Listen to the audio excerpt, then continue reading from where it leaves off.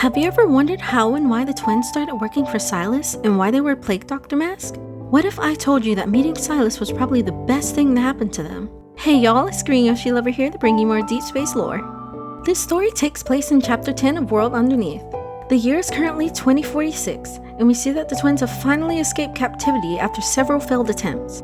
But who are they escaping from and why?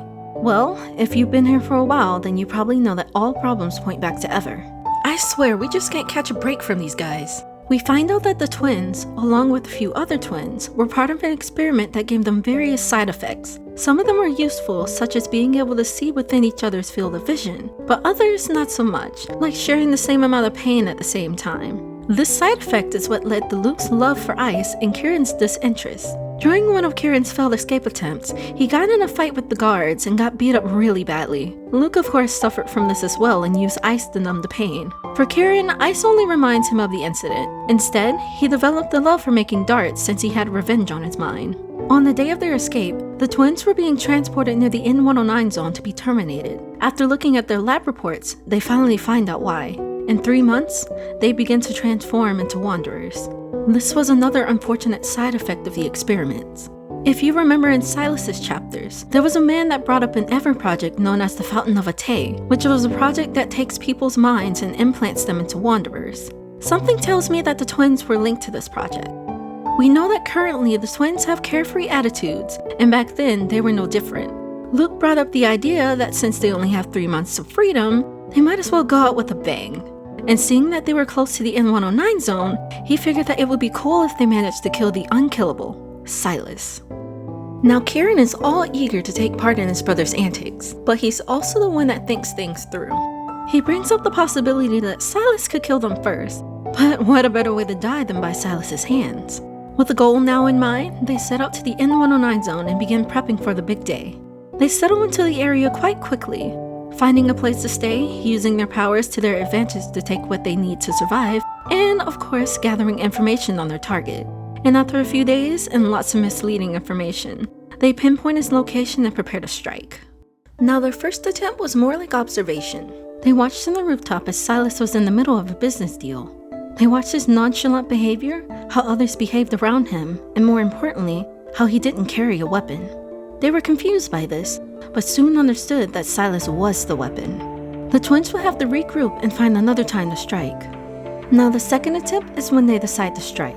Their plan was for one twin to lower Silas's guard while the other twin attacked from behind. They were identical twins, and they used that to their advantage to confuse their targets. They caught Silas alone at a concert, waiting for the orchestra to perform. They tied up the orchestra backstage and prepared to give Silas a grand Oh wait, it didn't work and Silas kicked them out? Yeah, I didn't expect that to work.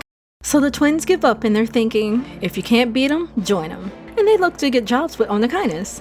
They found out that Onokainis would be at the N109 zone's fighting arena, so they head there to look for Silas. It took a bit of convincing for them to get in, but they always find a way. They find Silas sitting in the best seat watching the chaos in the arena, and that's when they tell him that they want to work for him.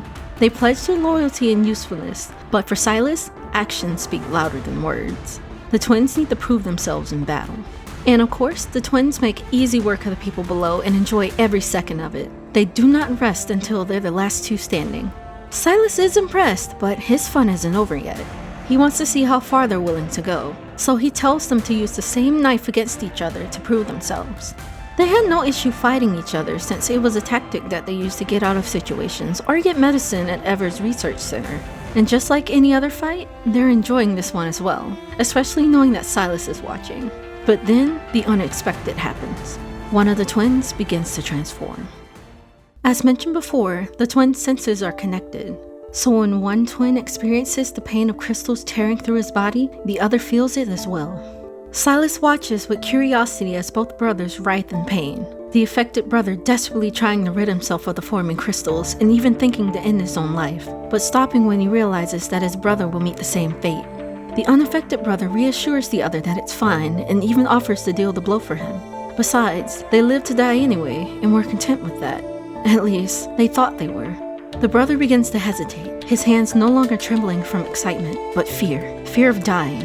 And this fear is amplified when Silas decides to give them a hand.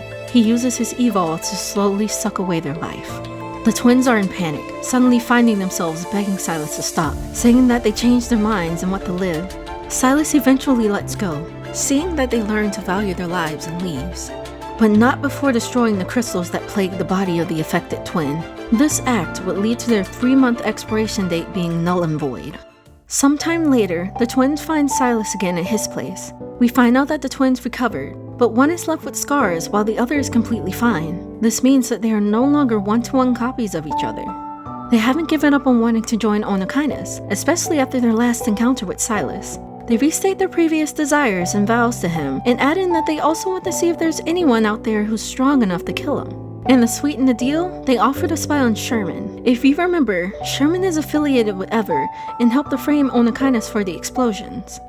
The twins found Sherman suspicious back when they were with Ever and monitored everything about him. This benefited Silas, so he tells them to go. This was their winning ticket into Onokainas. Now you're probably wondering, why do they wear the mask? Just know that this isn't an Onokainas uniform. Remember, these guys aren't identical anymore. Luke got the mask from some old lab friends in the area and suggested that they should still look like twins. And of course, Kieran agrees. Now I do want to give a quick spoiler warning. I will be talking a bit about Silas's myth and how his relationship with MC compares to Luke and Kieran's. If you want to avoid spoilers, then click ahead to this timestamp. This chapter of World Underneath was released alongside Silas's myth, Beyond Cloudfall. I believe that the devs timed this perfectly because we find out that the twins are connected as one when it comes to their bodies, minds, and sight. Silas and MC are also bound in a similar manner.